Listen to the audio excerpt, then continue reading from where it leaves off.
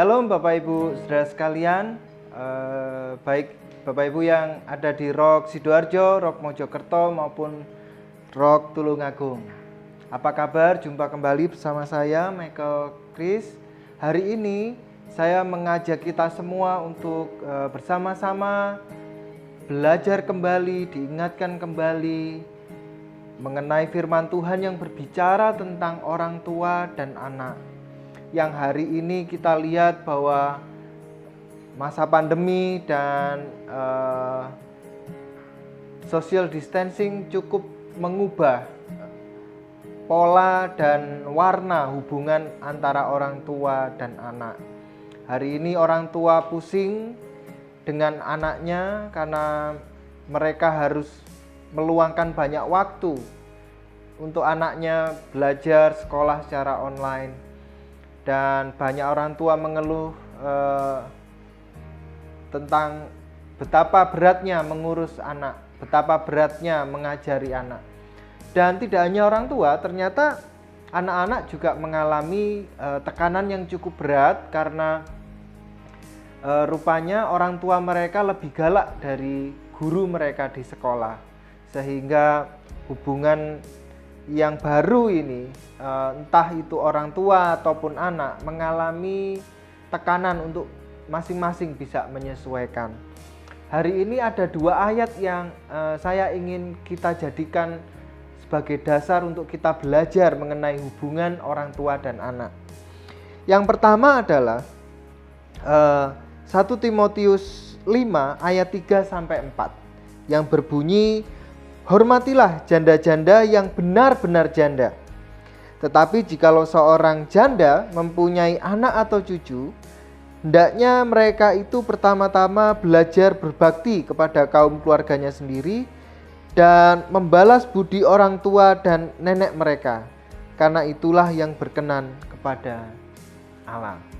Nah, Bapak Ibu, tentu Firman Tuhan mengingatkan di sini bahwa kita harus menghormati orang tua, ya. Di situ disebutkan janda.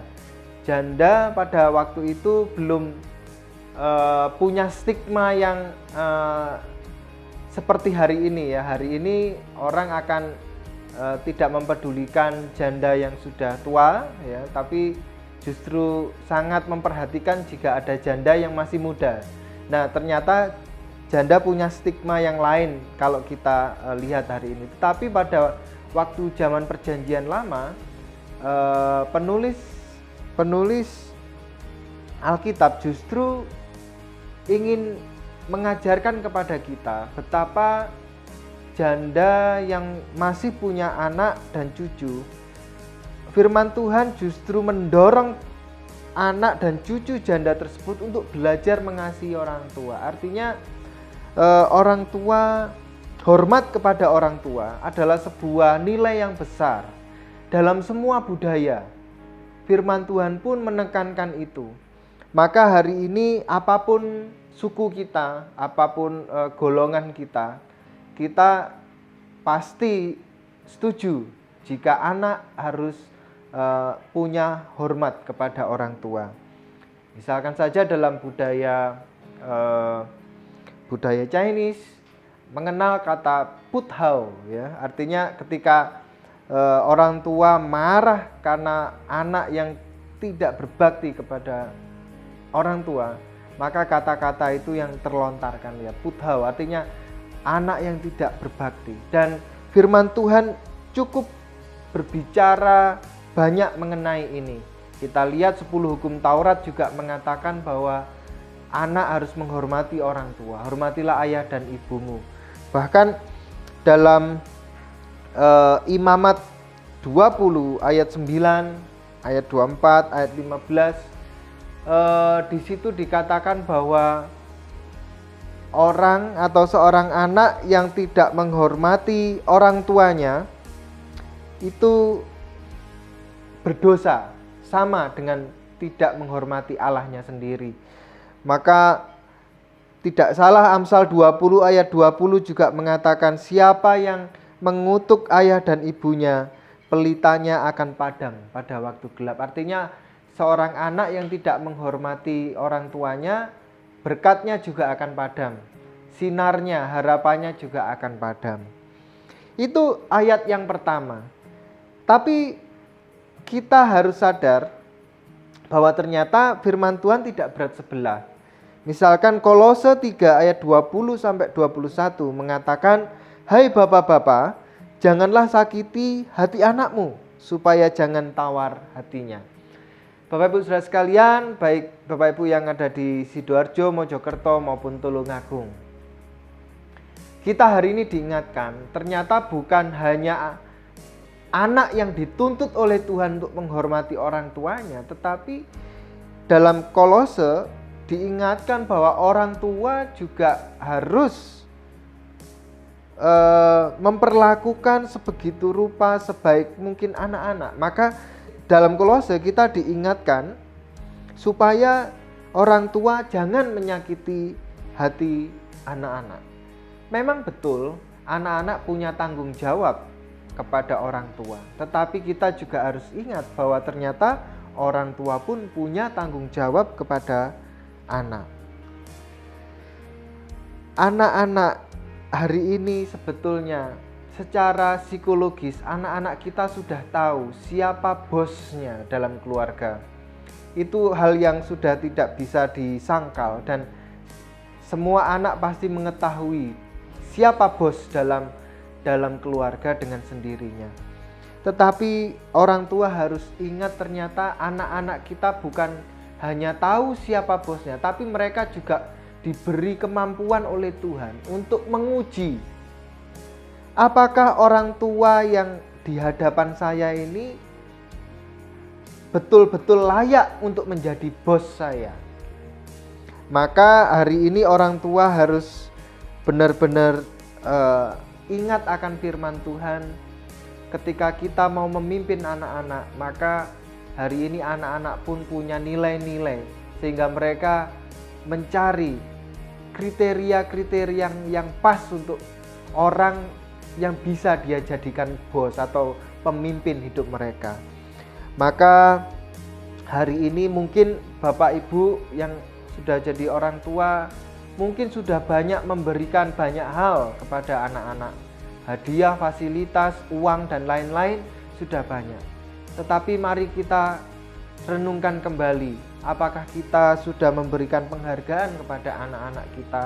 Apakah kita sudah memberikan dorongan, semangat kepada anak-anak kita yang justru itu yang dibutuhkan? Maka hari ini firman Tuhan mengingatkan kita bahwa antara anak dan orang tua punya tanggung jawab masing-masing, punya hak masing-masing. Maka hal yang harus kita sadari adalah hubungan antara anak dan orang tua sebetulnya bukan hubungan yang saling menuntut, tetapi saling menyadari apa yang menjadi hak anaknya dan apa yang menjadi tanggung jawab dirinya kepada anaknya. Demikian juga anak harus punya sensitivitas yang tinggi. Apa yang menjadi hak yang layak untuk diberikan kepada orang tuanya, tetapi apa yang menjadi tanggung jawab diri sendiri kepada orang tuanya. Kiranya anak-anak kita diberi penghormatan oleh banyak orang, diberi berkat yang melimpah oleh Tuhan. Demikian juga orang tua kita semua diberi kesehatan, diberi rezeki yang banyak, sehingga antara anak-anak dan orang tua memiliki hubungan yang memuliakan nama Tuhan. Saya mengajak orang tua dan anak-anak sekalian baik di Sidoarjo, Mojokerto maupun Tulungagung untuk berdoa bersama-sama dengan saya. Mari kita berdoa. Tuhan, hamba berdoa hari ini terkhusus untuk para orang tua. Tuhan memberkati agar mereka diberi kesabaran, diberi pengertian, kebijaksanaan untuk membimbing anak-anak, untuk mengarahkan anak-anak. Tuhan, ajarlah kami terus-menerus supaya kami boleh menjadi orang yang dapat dipercaya oleh Tuhan untuk membawa anak-anak kepercayaan Tuhan ini, untuk lebih dekat kepada Tuhan sehingga mereka menjadi pribadi yang diberkati Tuhan, untuk menjadi berkat bagi banyak orang, bahkan bagi negara kami dan bagi gereja Tuhan. Kami juga berdoa hari ini untuk anak-anak, juga Tuhan berikan kekuatan, hikmat, budi, dan akal agar mereka memiliki rasa hormat dan perilaku yang memuliakan nama baik orang tuanya. Tuhan memberkati anak-anak kami dalam studinya, tentu dalam hari ini studi yang sangat dalam kondisi yang sulit, yang serba terbatas. Mari Tuhan memberkati mereka, studi mereka, dan Tuhan memberkati masa depan anak-anak kami. Terima kasih Tuhan, menyerahkan keluarga kami sepenuhnya ke dalam tangan Tuhan. Dan keluarga kami jadi berkat bagi banyak orang dan bagi gereja kami. Gereja kami juga diberkati Tuhan melalui kehadiran keluarga-keluarga yang diberkati. Terima kasih Tuhan, di dalam nama Tuhan Yesus kami sudah berdoa dan bersyukur. Haleluya. Amin. Tuhan memberkati.